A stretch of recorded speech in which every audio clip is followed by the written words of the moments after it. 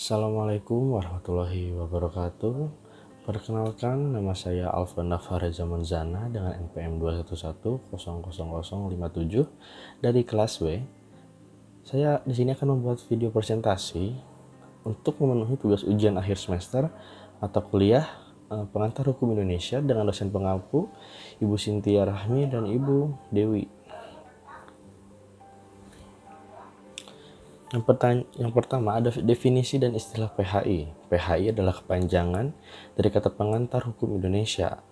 Ada 3 kata dalam istilah ini, yakni pengantar, hukum, dan Indonesia.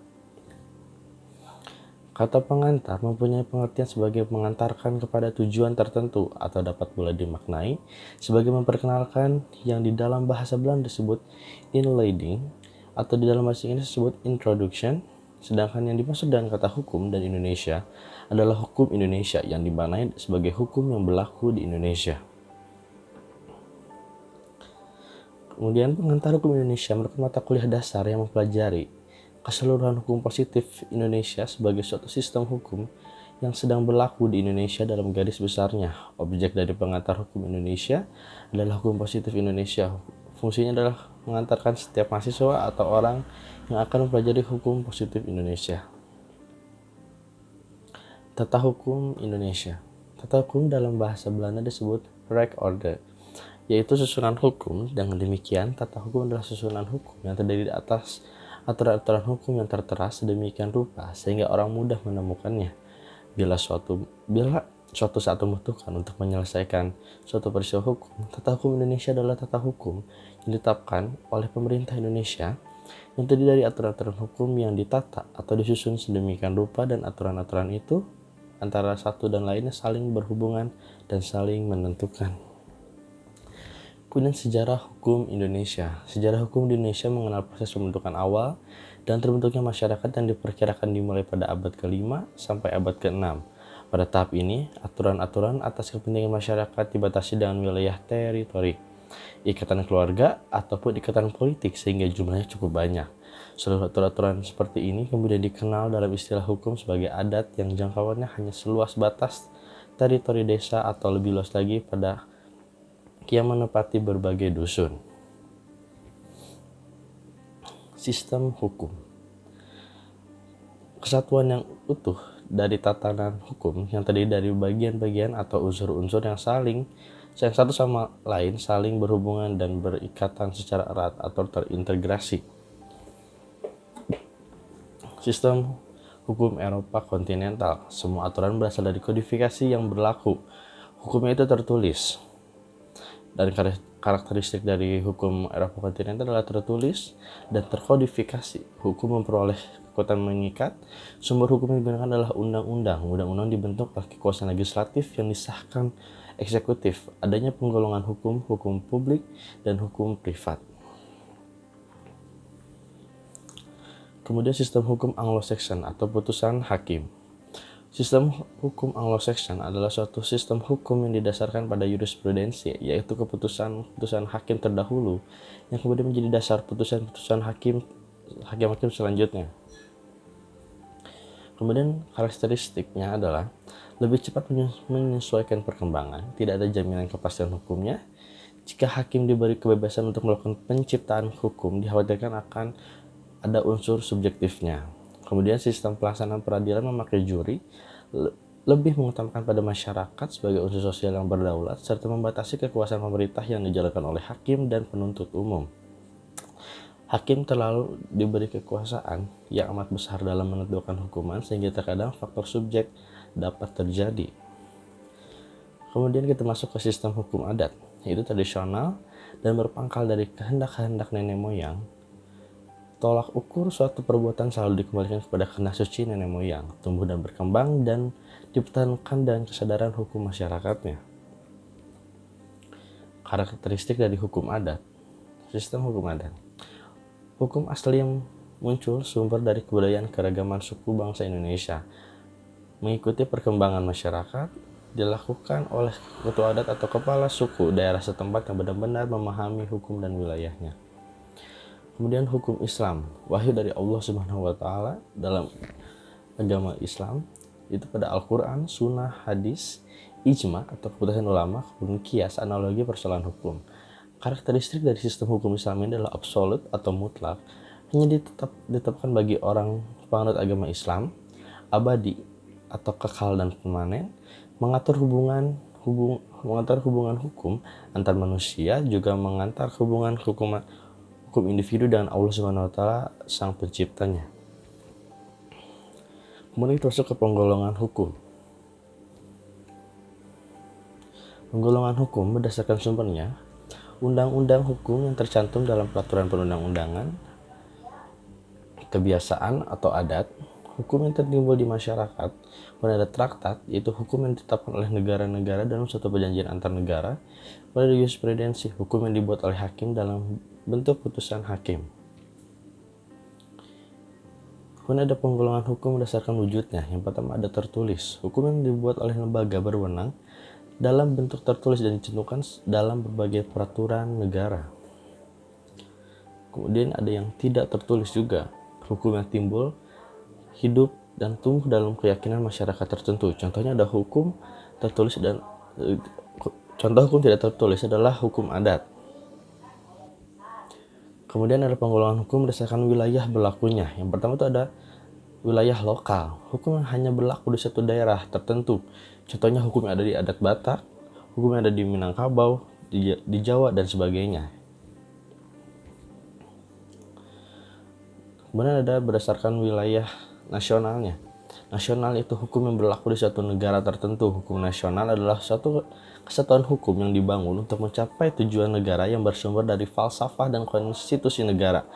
Di dalam kedua hal itu terkandung tujuan, dasar, cita hukum negara. Contohnya ada contoh hukumnya ada hukum yang berlaku di Indonesia, Malaysia, dan negara-negara yang lainnya.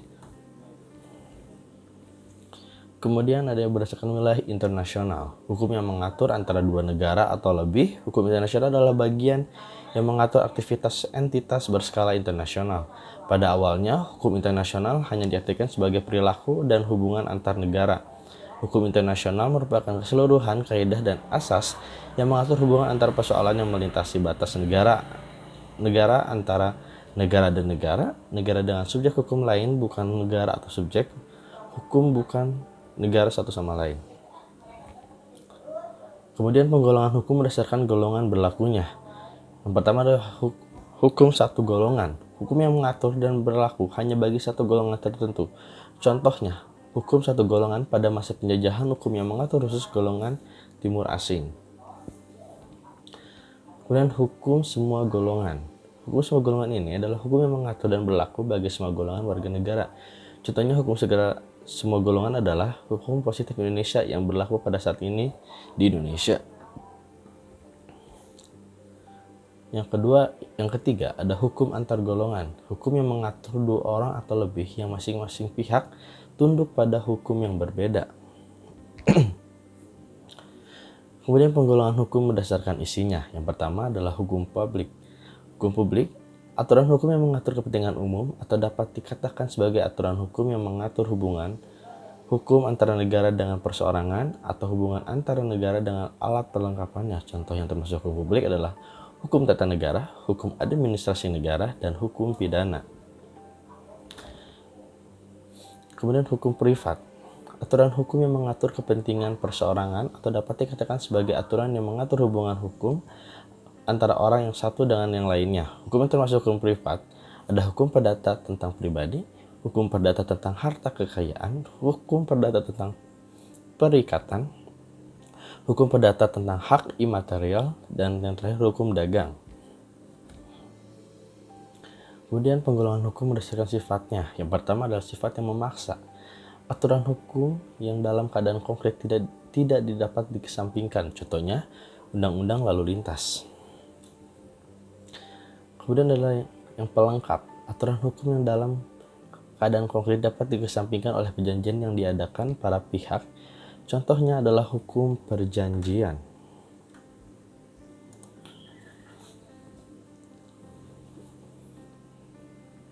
Penggolongan hukum berdasarkan fungsinya. Yang pertama adalah hukum material, aturan yang menentukan hak-hak dan kewajiban memerintahkan dan melarang berbagai perbuatan kepada orang-orang dalam masyarakat. Contohnya adalah KUHP, dan KUH Perdata. Kemudian ada hukum formil, aturan hukum yang mengatur cara bagaimana mempertahankan aturan hukum material. Contohnya KUHP.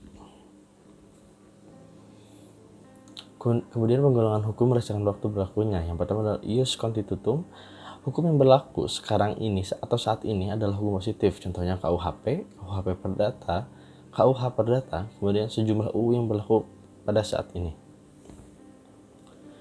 Kemudian ada ius contidum, hukum yang berlaku pada waktu yang akan datang. Contoh ius contidum adalah rancangan undang-undang atau RUU akan berubah menjadi hukum positif jika disetujui oleh Presiden dan Dewan Perwakilan Rakyat atau DPR, kemudian diundangkan dalam lembaran negara.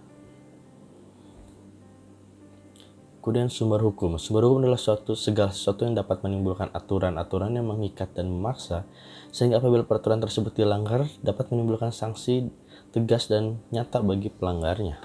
Macam sumber hukum. Yang pertama adalah sumber hukum material. Sumber hukum yang menentukan isi hukum. Sumber hukum material yang tadi berupa kaidah atau norma. Kemudian sumber hukum formal. Bentuk-bentuk hukum formal untuk berlakunya hukum berdasarkan pada tata cara dan bentuk hukum yang diberlakukan. Sumber hukum formal ada undang-undang, yang contohnya ada undang-undang, kebiasaan, jurisprudensi, doktrin, dan traktat. Sumber hukumnya, sumber hukum formal. Kemudian hukum pidana. Hukum pidana adalah keseluruhan dari peraturan-peraturan yang menentukan perbuatan apa yang dilarang dan termasuk ke dalam tindak pidana, serta menentukan hukuman apa yang dapat dijatuhkan terhadap pelanggarnya. Hukum pidana sendiri bersifat sebagai ultimum remedium atau upaya terakhir untuk menyelesaikan suatu perkara. Karenanya terdapat sanksi yang memaksa apabila peraturan dilanggar yang berdampak dijatuhnya pidana pada si pelaku ini. Kemudian hukum perdata. Hukum perdata secara luas dapat diartikan sebagai hukum pokok yang mengatur kepentingan-kepentingan perseorangan atau dikenal dengan hukum privat material. Dalam hukum perdata, pada prinsipnya yang dipelajari adalah hubungan hukum yang dilakukan oleh subjek hukum yang satu dengan subjek hukum lainnya. Hukum perdata di Indonesia pada dasarnya bersumber pada hukum Napoleon, kemudian berdasarkan Statsblad nomor 23 tahun 1847 tentang Burgerlich White Book for Indonesia, disingkat BW atau disebut sebagai KUH Perdata. Kemudian hukum tata negara. Hukum tata negara adalah hukum hubungan tertentu yang muncul dalam perjalanan sejarah dan diatur oleh hukum yang disebut negara. Jadi hukum konstitusional berkaitan dengan negara. Sumber hukum formil hukum tata negara Indonesia itu dapat dilihat pertama pada Undang-Undang Dasar 1945. Kemudian hukum administrasi negara. Berbagai peraturan-peraturan yang harus diperhatikan oleh para pendukung kekuasaan pemerintah yang memegang penuh tugas pemerintah dalam menjalankan kewajiban pemerintahan. Subjek hukum dari hukum administrasi negara ini adalah subjek hukumnya adalah pegawai, jabatan publik, dinas publik, badan usaha milik negara atau daerah, kemudian daerah, kabupaten atau kota, dan provinsi dan negara. Kemudian hukum acara. Hukum acara adalah rangkaian aturan yang mengatur tata cara mengajukan suatu perkara ke sebuah badan peradilan atau pengadilan, serta cara-cara hakim memberikan putusan. Hukum acara mengatur cabang-cabang hukum yang umum seperti hukum acara pidana dan perdata masing-masing negara yang memiliki yurisdiksi dan kewenangan mahkamah yang beragam memiliki aturan yang berbeda-beda mengenai hukum acara. Hukum acara pidana diatur oleh Kitab Undang-Undang Hukum Acara Pidana. Hukum acara perdata diatur oleh Kitab Undang-Undang Hukum Perdata. Kemudian hukum acara peradilan agama yang diatur Undang-Undang Peradilan Agama. Kemudian untuk hukum acara peradilan tata usaha negara diatur oleh Undang-Undang Peradilan Tata Usaha Negara. Kemudian hukum acara Mahkamah Konstitusi yang diatur oleh Undang-Undang Mahkamah Konstitusi. Kemudian hukum dagang, serangkaian norma yang timbul khusus dalam dunia usaha atau kegiatan perusahaan. Norma tersebut dapat bersumber pada aturan yang sudah dikodifikasikan, yaitu Kitab Undang-Undang Hukum Perdata dan Kitab Undang-Undang Hukum Dagang maupun di luar kodifikasi. Sumber hukum dagang itu pertama ada dari KUHD, KUH Perdata, kemudian seluruh perundang-undangan tentang perdagangan. Kemudian ada hukum pertanahan. Pengertian hukum tanah menurut Effendi Perangian adalah keseluruhan peraturan hukum, baik itu tertulis maupun tidak tertulis, yang mengatur hak-hak penguasaan akan tanah yang merupakan lembaga-lembaga hukum dan hubungan.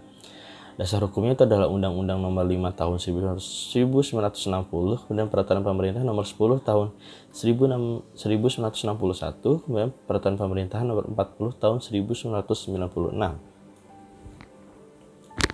Kemudian ada hukum perkawinan. Hukum perkawinan di Indonesia sendiri pada awalnya terjadi pluralisme peraturan tentang perkawinan ini. Satu hal ini bahkan terjadi setelah Indonesia merdeka. Terdapat 5 kategori ketentuan perundang-undangan yang secara khusus mengatur mengenai masalah perkawinan bagi warga Indonesia. RUU Perkawinan dapat disahkan pada 2 Januari 1974 melalui Forum Paripurna Dewan Perwakilan Rakyat bersama dengan pemerintah Indonesia dengan nama Undang-Undang Nomor 1 Tahun 1974 tentang perkawinan. Secara konkret, Undang-Undang Perkawinan ini baru diterapkan apabila peraturan pelaksanaannya sudah ada. Baru pada tahun 1975, pelaksanaan Undang-Undang Nomor 1 Tahun 1974 tentang perkawinan efektif berjalan ketika Peraturan Pemerintahan atau PP Nomor 9 Tahun 1975 tentang pelaksanaan Undang-Undang Nomor 1 Tahun 1974 tentang perkawinan sudah ada. Sejak adanya peraturan perundang-undangan ini, maka segala ketentuan mengenai perkawinan yang sebelumnya ada menjadi tidak berlaku lagi sepanjang tidak diatur secara khusus. Sekian ringkasan materi dari saya untuk memenuhi tugas ujian akhir semester. Mohon maaf apabila ada kesalahan dalam penyampaian materi perkataan dalam presentasi kali ini. Terima kasih. Wassalamualaikum warahmatullahi wabarakatuh.